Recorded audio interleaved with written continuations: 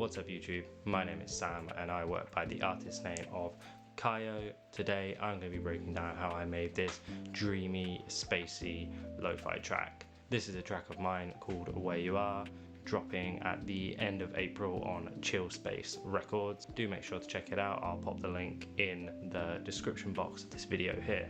Just going to play a preview of the track and then we'll jump into the project file and see what's going on.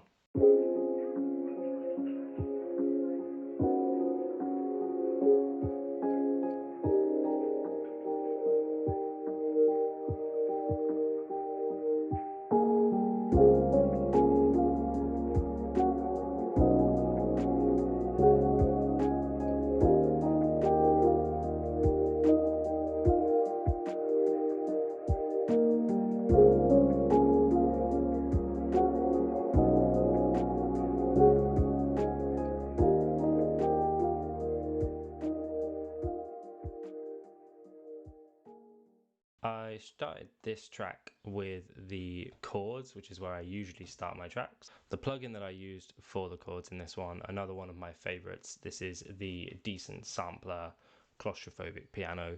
Really lovely VST, makes a really nice full sound. It's not as soft as the Labsoft piano, but again, just a really nice plugin for piano sounds. Let's take a listen to the chords and then we'll take a look.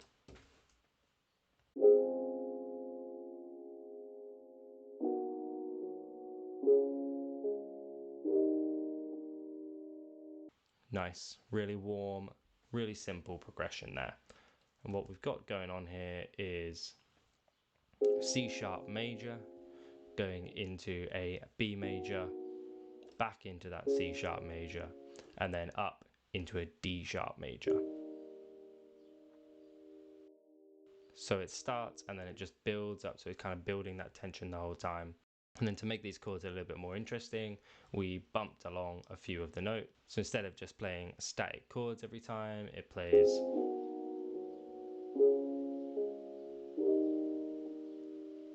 so just adding those steps in there to keep the momentum moving, as it is quite a slow track. In terms of processing here, just an EQ, rolling off those lows, cutting off those highs, just giving us that warm middle frequency. Once we had those chords, I wanted to build some more piano layers, so I added this, what I've called end piano, and all that does is just plays counter to that last chord where it's really dragging out. It just hits at the end of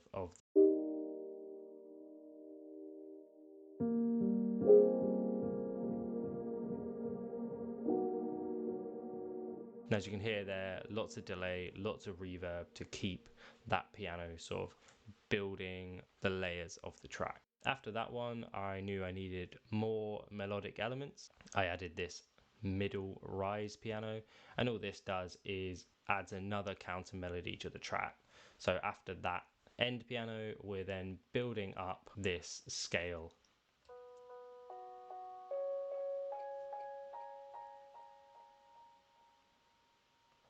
And that's all that's doing. So let's take a listen to those together.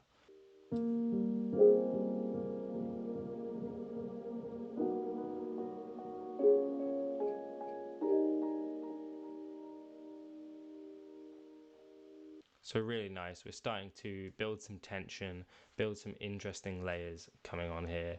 I then knew the track needed a bit more movement and something with a bit more of consistency. So I added this guitar sound, and all that's doing is following the C sharp and then into the D sharp and just playing the 1 and the 5 and then the 1 and the 3 of those chords.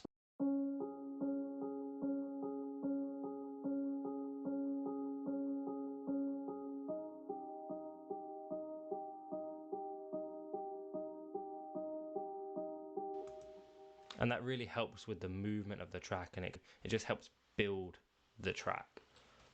And on the guitar here, we've got an EQ rolling off those highs from about 1000 hertz and just rolling off those lows to stop anything getting too muddy. And then a reverb. It's turned down to about 40% there, but just adding that nice warmth and nice character to the guitar sound.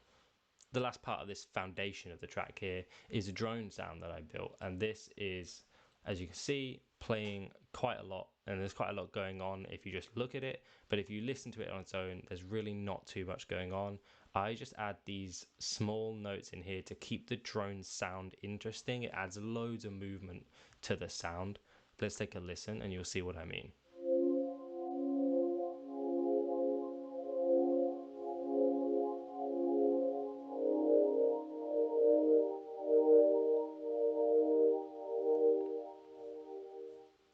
And obviously that is sitting low in the mix, that's sitting underneath everything else, just adding warmth to the track, adding some initial character, and just helping with the overall layering that makes this track interesting.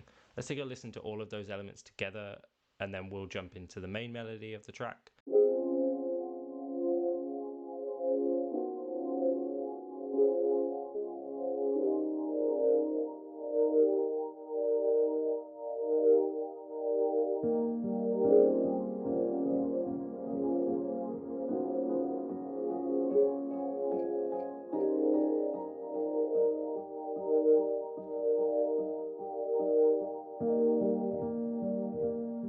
Really nice. So we've got some real character there, and there's quite a few different elements sort of playing together. I then moved on to looking for a main melody.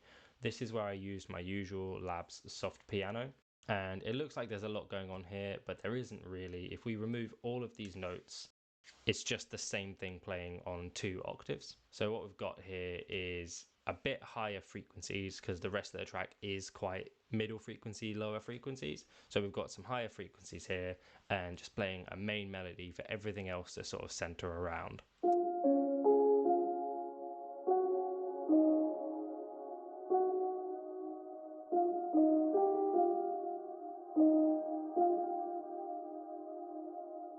And so as I said there, we've got the Labs soft piano, and in terms of processing, all we've got going on here is an EQ rolling off those lows, allowing in a little bit more of those highs, and then reverb that's quite large, adding quite a lot of reverb in there. And then the final element of this section of the track was the bass, and we've got here just my normal bass, and this is just following the roots of those chords. So it hits that C sharp and then builds from that B up. Just adding that low end, adding a load of warmth to the track. So let's take a listen to what we've got so far.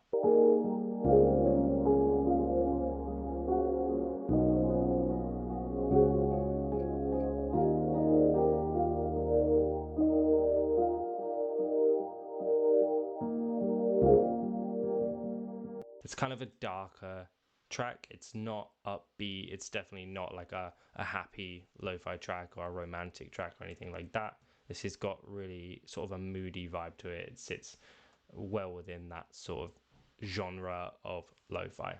Once I had all of these elements, I moved on to the drums, which is how I normally structure making my tracks. I build most of the melodies and most of the chords and all of that kind of stuff, build the layers, and then I move on to my drums because that's a real sort of finishing moment. And when you hear the drums come in on all of those layers of instruments that you've built, it's just really satisfying sound.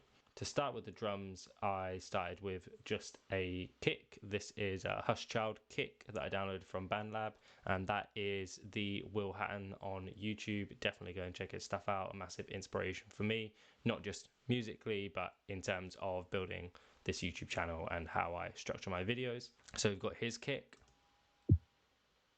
and then a rim shot,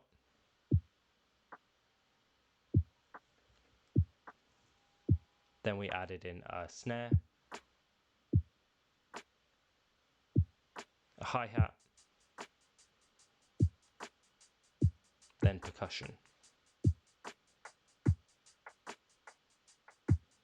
There's a little bit more of a beat to this track, and that's because of the vibe of it. That's because it's kind of a moodier track. I wanted to use the drums to kind of accentuate that, but not make it too moody for the listener. I wanted to kind of bring it a little bit up, add something a little different, maybe something you wouldn't expect from this track, especially with that percussion and those hi-hats.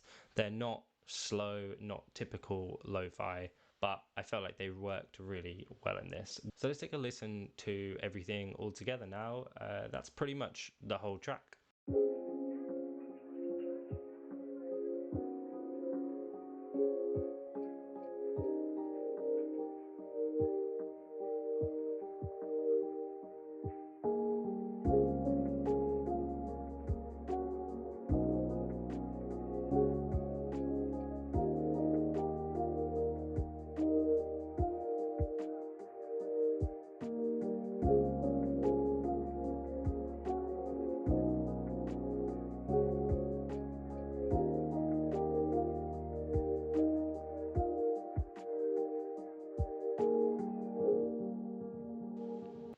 So yeah, really nice, really warm sounding track. It's got not a classic lo-fi sound, but it has got lots of the elements that I like to build my lo-fi tracks with.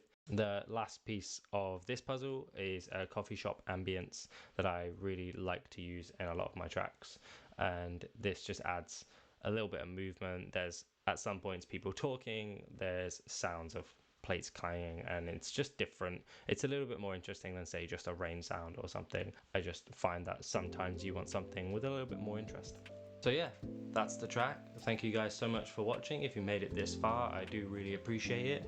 Do make sure to drop a comment down below letting me know the kind of videos you want to see me putting out. If you like this style, if you want to see videos of me actually making the tracks, let me know and I'll give that a go. I'm just going to let the track play you out one more time. But yeah, thanks for watching. Peace.